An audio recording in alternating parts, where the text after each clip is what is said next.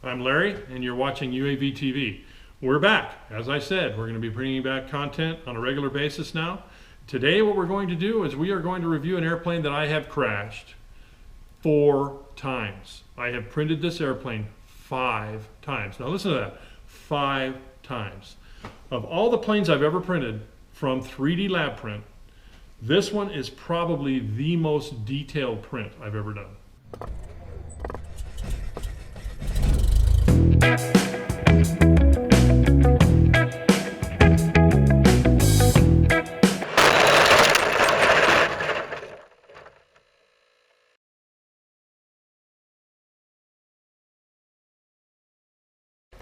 This is the wing. Now I'm going to hold it up a little bit so you can see some of the detail here.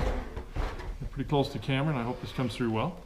But if you look at this, wherever there was a service hatch, a light, a cover, a hinged cover, whatever, it's there. Look at the tire. Look at the detail on the tire, the tread on the tire. That is amazing. You know, if you look at this thing, it's just got nothing but build lines, body lines, all kinds of stuff in this airplane. It's beautiful when you look at it. It's really beautiful. And if you turn it over, it's the same thing. You got all these access panels that are printed. They got the holes for the screws and the rivets. You got all your body lines. It's just a really gorgeously printed airplane. Now that's the wing. And then you look at the fuselage. Okay? Look at the windshield, windscreen, whatever. In the back, I don't have it in here, but they have machine guns that you can print and stick in there as well that look really well. The reason I don't have them in there is because I've crashed this airplane 5 times, and I did have machine guns in 2 or 3 of the first ones, and I got tired of spending that much time to build on an airplane I was just going to crash. So I didn't put them in this one. But if you look at the tail section, this is a Sturmovik, okay? And it's a Russian-made airplane.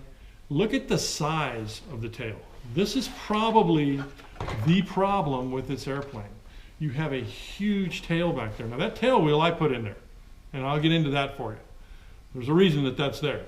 But it doesn't come that way standard, okay? This is a toss into the air airplane and landed on a grass field. I don't fly on a grass field. I fly on a dry lake, okay? And that makes a big difference when you're landing an airplane like this on a dry lake. And as you can see, just look at the detail in this thing. I love that. You know, look at the exhausts. You know, under here, there's detail on the bottom. There's detail on the top. It's just a gorgeously designed and printable airplane. You just can't beat it. You see little trim tabs on the elevators and the rudders. They didn't miss much. And that's another thing about this airplane. The hinging of the elevators and the rudder, doesn't have a rudder. The hinging of the elevator and the ailerons is incredible. It's very, very creative, and it's super easy to do, and it works incredibly well. Okay, so I'm going to put this down, and I'm going to tell you that just recently, like in the last 5 days, we've been out filming this airplane flying. Now you're seeing that on the screen right now. You can see that the Sturmovik does fly. It is capable of actual flight without crashing. The problem with the airplane that I have come across is balance. I could not get the CG to balance. I put it where they told me to put it.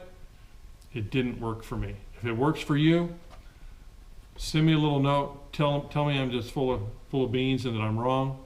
Let me know that I'm crazy, but I crashed 4 airplanes before I built this one, trying to fly this Sturmovik. And it didn't fly. And I'll tell you what I've done that made it fly this time. Okay, see that big, ugly, bulbous thing on the front of the airplane right here? All this? I used a minted 3D pin to cover up 6.5 ounces of lead right there. Now you can see where that lead's at, right? It's huge. It's a lot of lead in the very nose of an airplane. Okay, short of making this spinner out of lead, I don't think there was any way I could have got it any closer to the front of the airplane. And it's still a hair tail heavy, so I added another full 1.25 ounces of tire balancing weights on the front and stuck them on there, and I didn't trust that, so I taped them up with electrical tape to hold them in place.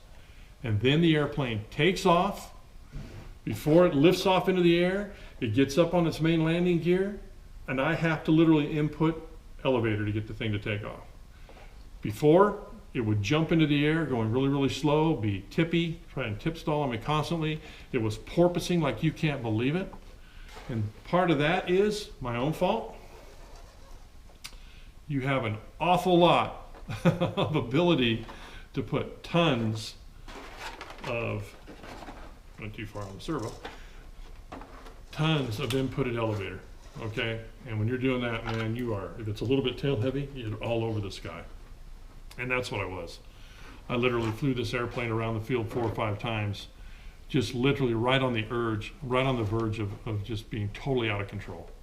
Barely able to fly it. And then when I would finally get it under control, a little gust of wind would come up, the airplane would either dive dramatically or rise uncontrollably, and I'd have to start the process all over again. And I crashed it every single time trying to line up on final approach. Every single time, because I literally had to, you know, reapproach every single time I tried to land. Pretty soon my battery got low and it died. But I am flying this one now. And the last time this plane will ever be in the air, it's going to get crashed. But before we do that, let's show you some of the innovative, cool stuff about this Sturmovik. I love their spinner. Look at that.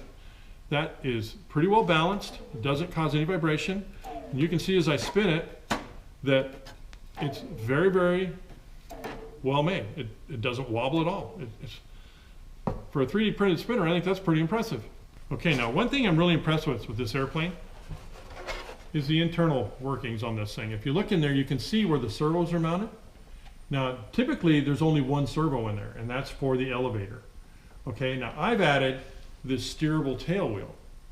And I know you're all looking at that and going, well, you dummy, you're already tail heavy. Now you got a steerable tail wheel way in the back of the airplane. You got to compensate for that too. And yeah, I do.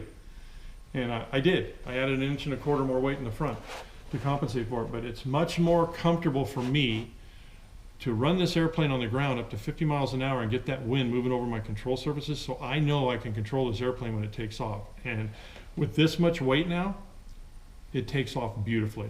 It's really nice. I have to input elevator to come up off the ground, and that's the way it should be. So anyway, I really like the way it flies now. You can see how I mounted my steerable tail wheel. It's not beautiful. I keep calling it a nose wheel, and it's a tail wheel. But anyway, it's steerable. That's the key thing. I can run it out to the point that I want to take off on the dry lake. When I land, I can run it back to myself without having to go pick it up. Now, if you look in there really carefully, you can see where I've used that minted 3D pin to create brackets to hold the antennas. On my 8XR receiver, we fly with Taranis. And if you look in there carefully, you can see it. It's right there on either side. You see where I literally printed a little bracket right there. And you'll also, if you look carefully, you'll be able to see where I've anchored all my wires down with it while I was messing around with it.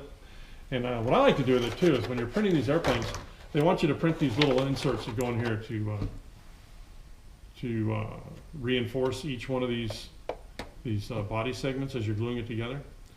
For me, since I'm going to crash these airplanes anyway, I just use a 3D printed pin, and it's quicker and easier, and I like it. So anyway, this is the Sturmovik. And son of a gun if it's not the hardest plane I've ever flown in my life. But once we got it balanced to the point where I think I'm a little bit too nose heavy, it's a lot easier to fly. Hard to land though. It is still pretty hard to land because when you slow down to landing speed, this thing wants to tip stall.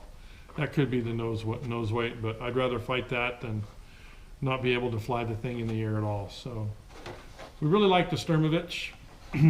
We like the looks of it. We just really wanted to fly it, and now we've accomplished that.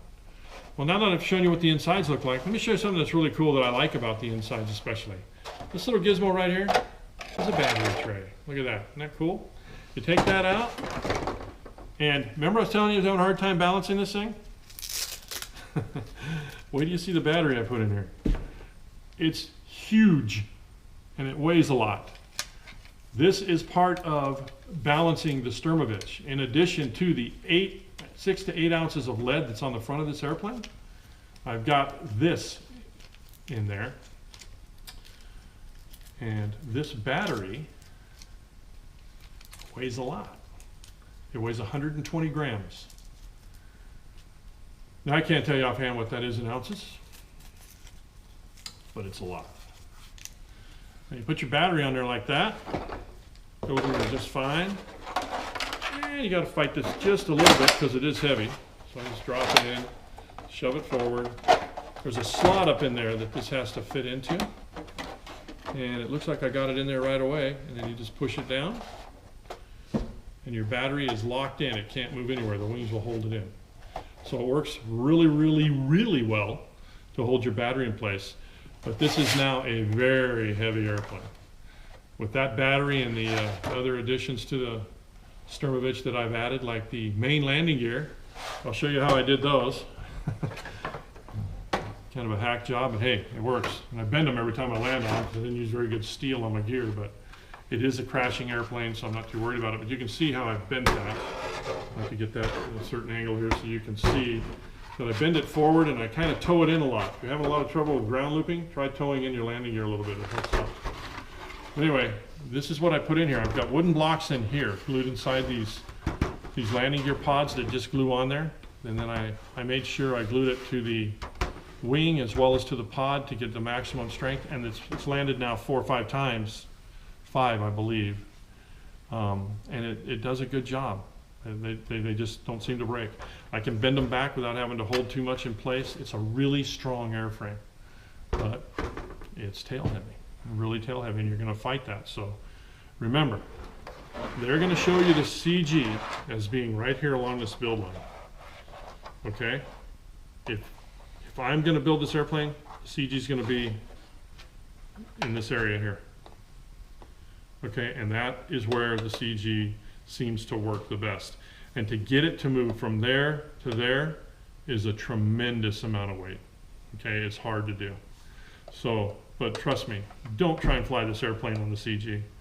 Unless I'm crazy, but I tried 5 times. 5th time was successful because I didn't fly it there. I balanced it every single time between here and here, and I just literally could not fly the airplane. Okay, maybe it's me, but I'm recommending to you that you don't do that. Give it lots and lots of nose weight. And if you can, when you're up to it, put some landing gear on the thing.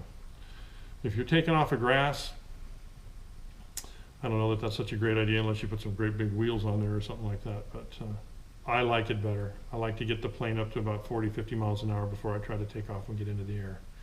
It just makes up for a so much better day for me. And then having the landing gear to land on is real nice too.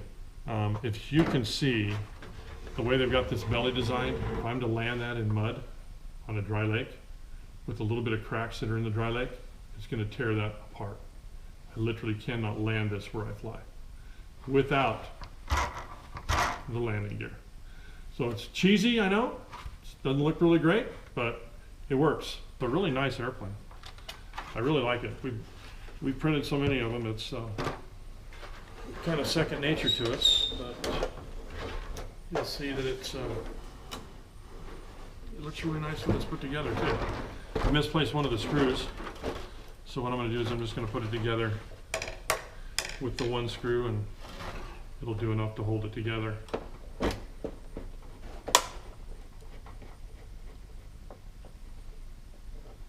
There we go. All right, that's the Sturmovik with the wing on. That's the underside. You can see the landing gear. The tail wheel's way back there. I could have mounted it up here, but it was a lot easier for me to do it back there. So anyway, you can do it however you want. Even if you don't want, you can try throwing this airplane. I didn't have any success at it, but you might. So 3DLabPrint printed a really nice airplane here. I love some of the innovations. I love the hinging of the ailerons and the elevator. It's fantastic. I would have liked to seen a rudder. Would have made it a little bit easier to control on the ground and a little bit of a wind. But they weren't expecting me to put landing gear on it. So in their defense, they didn't think they needed one. But they do. They need a landing gear option, 3DLabPrint. Not everybody flies on grass. Okay, so give us some landing gear. But this is what the airplane looks like. It's a beautiful airplane. I like it a lot, unless I'm flying it. And I hope you will too. So anyway, there it is. The Russian-built Sturmovik.